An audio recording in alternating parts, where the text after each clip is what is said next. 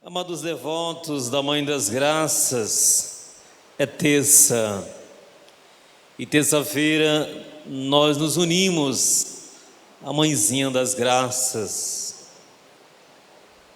sobretudo para que junto a ela nós possamos ir colocando, amados, a nossa prece, a nossa oração, sobretudo daquela situação que às vezes eu tenho dificuldade, ou que eu não tenho conseguido rezar, ou aquela graça mesmo que eu almejo e desejo alcançar, mas que não estou conseguindo.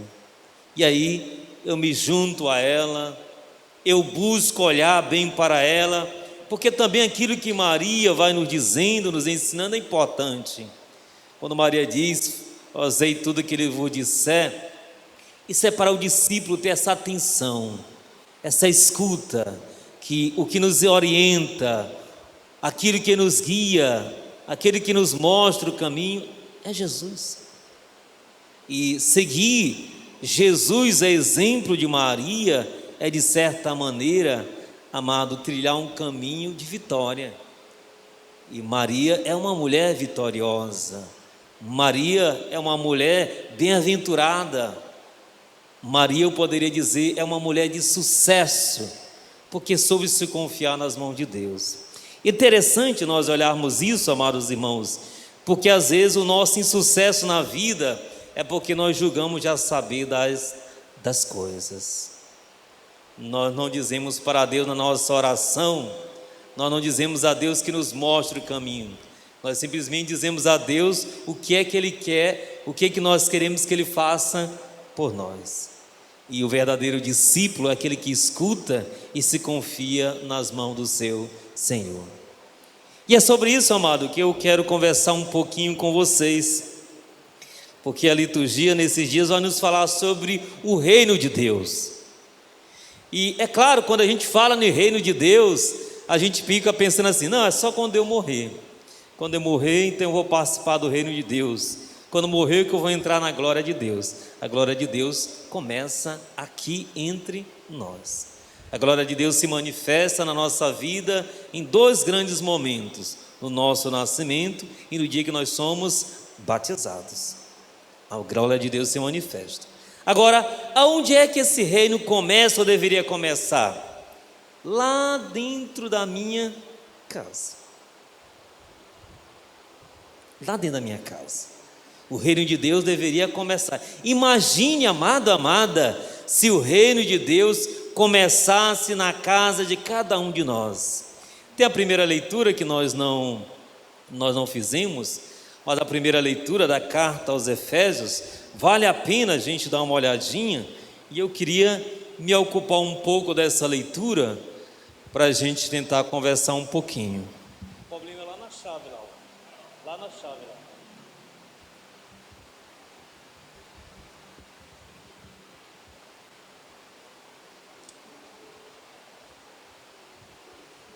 Se alguém quiser acompanhar na carta aos Efésios, capítulo 5.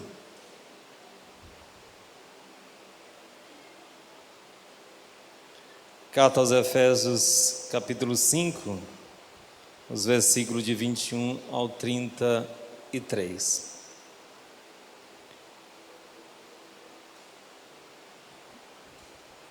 Eu vou ler o texto e vocês podem então acompanhar.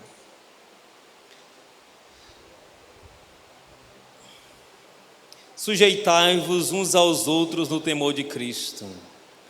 As mulheres sejam submissas aos seus maridos, como ao seu Senhor, pois o marido é o chefe da mulher, como Cristo é o chefe da igreja, seu corpo, da qual ele é o Salvador. Ora, assim como a igreja é submissa a Cristo, assim também o sejam em tudo as mulheres aos seus maridos. Maridos, amai vossas mulheres como Cristo amou a igreja e se entregou por ela, para santificá-la, purificando-a pela água do batismo com a palavra, para apresentá-la a si mesmo toda a glória, sem mácula, sem ruga, sem qualquer outro defeito semelhante, mas santa e irrepreensível. Assim os maridos devem amar as suas mulheres como o seu próprio corpo. Quem ama a sua mulher, ama a si mesmo. Certamente ninguém jamais aborreceu a sua própria carne. Ao contrário, cada qual alimenta e a trata como Cristo faz a sua igreja, porque somos membros do seu corpo. Por isso o homem deixa pai e mãe e se unirá à sua mulher, e os dois se tornarão uma só carne. Normalmente, amados irmãos, quando nós vamos ouvir esse texto, nós ficamos muito presos só ao início do texto, aquela palavra submissão. E quando se fala de submissão nos tempos de hoje, não é? Aí as mulheres pulam logo fora. Eu? Que você submissa? Deus me livre. Submissão é respeito. Submissão é respeito, é companheirismo, é mútua ajuda. Antes de qualquer coisa, é isso, é respeito.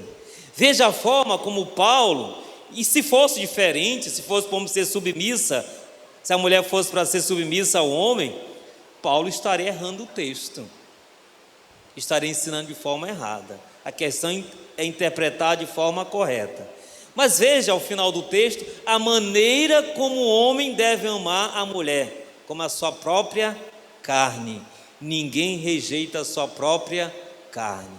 Quer dizer, se o homem amasse a mulher desta maneira, com toda certeza, um seria submisso ao outro. E os dois conseguiriam ser felizes. Por isso o texto de hoje está dizendo que o reino de Deus, ele tem que começar onde? Dentro de casa. É nessa submissão, é nessa mútua ajuda, no respeito entre marido e mulher, entre os esposos e os seus filhos. Imagine que isso acontecesse na vida das nossas famílias, em nossas casas, amados. Qual era o problema que existiria na sociedade? Qual era o problema? Nenhum. Mas aí tem outro detalhe das parábolas que são bem interessantes a gente prestar atenção. Sobretudo a parábola que fala do grão de mostarda. Eu nunca vi um grão de mostarda. Mas dizem que é bem pequenininho. Mas quando esse grão, essa semente planta, dizem que o pé de mostarda fica uma coisa imensa. Eu nunca vi. Fica muito grande. Por que Jesus compara isso?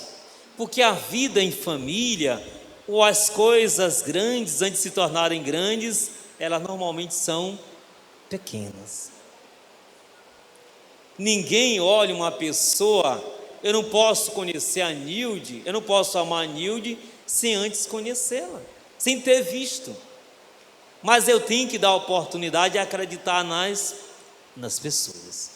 E é a partir de um sentimento que é desse tamanho, depois vai se tornando uma coisa imensa. Normalmente uma obra não se começa de cima, mas se começa de baixo. É do pequeno para o grande e não do contrário, amados. Então, a construção da família, a construção do reino, também é dessa maneira. Jesus está dizendo que o reino começou com ele. E aí esse reino foi se estendendo. Agora, o reino ainda não acontece plenamente, porque tem muita situação ainda, amados, de morte, de injustiça, de vida digna, daquilo que Jesus anunciou e pregou. Por isso o reino ainda não acontece. Mas para o reino acontecer, nós precisamos começar valorizando as pequenas coisas. E aí eu diria, valorize os pequenos gestos dentro de casa, valorize os pequenos gestos da sua esposa, valorize os pequenos gestos do seu esposo, valorize os pequenos gestos dos seus filhos. Interessante, porque encontrei uma pessoa nesse dia falando uma coisa engraçada. O meu marido me disse isso, e eu disse, às vezes você ignora pequenos gestos, às vezes a pessoa nunca faz, e quando faz a gente ignora. Quer dizer, essa atitude pode fazer com que a pessoa depois se sinta rejeitado e nunca mais manifeste um carinho, uma palavra de afeto. Nós nos acostumamos a querer as coisas grandes. Nós acostumamos a querer as coisas grandes. Nós rejeitamos as coisas pequenas e simples, porque achamos que não tem um valor. Mas tudo que é grande, amados, um dia foi pequeno. Portanto, aprendamos a amar e valorizar e buscar aquilo que é pequeno. E do pequeno a gente vai se tornando e vai fazendo as coisas grandes, assim como o reino de Deus. Pois que aprendamos com a parábola, com a palavra de Jesus, para que nós tornemos a nossa vida grande diante de Deus, não diante dos homens. Que nós tenhamos a nossa família grandiosa na vivência dos valores, na escuta e na prática do Evangelho. Deus nos abençoe, abençoe tua casa, abençoe tua vida, tua semana, te dê a força para a superação, para que assim essa semana seja uma semana de bênção, de graça de Deus. Que assim seja, louvado seja nosso Senhor Jesus Cristo.